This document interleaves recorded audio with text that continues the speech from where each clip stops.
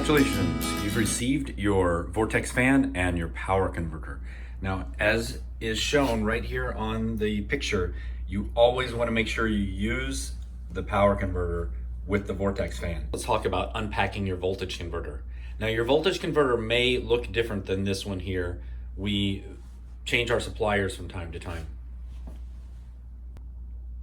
Now, your packaging may look different than the one you see here. We change our suppliers from time to time, but they all work the same. When you open the box, one of the first things that you'll find inside are spare fuses. Right here. So you definitely want to hang on to those. If you don't have any more and the fuse blows, then you can find these at any hardware store. They're very inexpensive. And now remove the power converter from the box.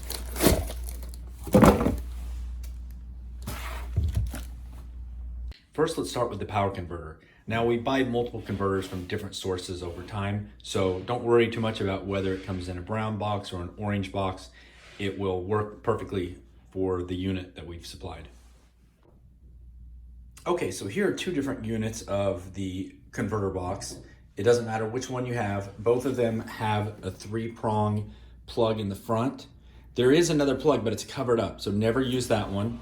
And of course, the reason is because we're using this UK Voltage Vortex, the world's best and strongest exhaust fan. So it plugs in as a 3-prong, as you see here, to here and here. And now I'm going to show you the back of the unit. So the important things about the back of the unit is that, first of all, it should be set to either 110 volts or 115 volts. We already preset it here. This is set and it's covered with a piece of tape so that you won't change it to 110 volts. And here it's set to 115 volts. So you should never have to change that again. Just leave that alone.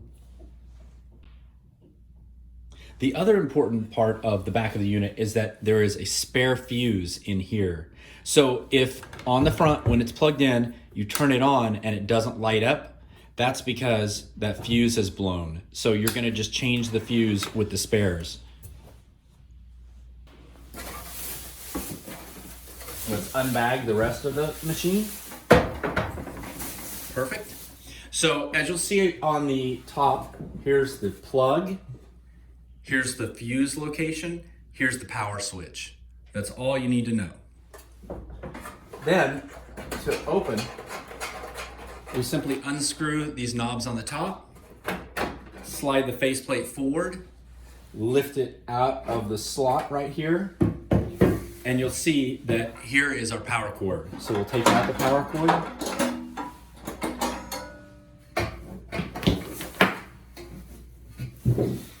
Replace the filter face by first inserting into that slot, then sliding it back into the grooves and tightening the wing nuts.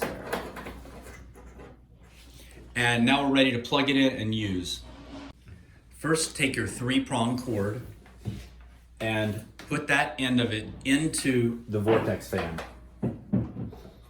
Okay, next we're gonna take this 3-prong end and we'll plug it into our power converter right here.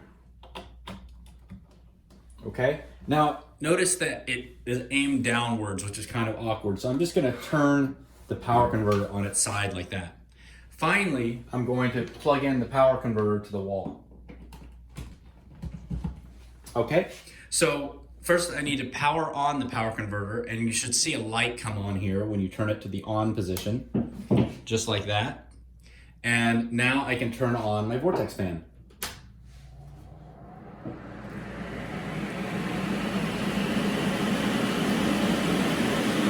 And when I'm done, I'll just turn off the Vortex fan, and I'll turn off the power converter as well.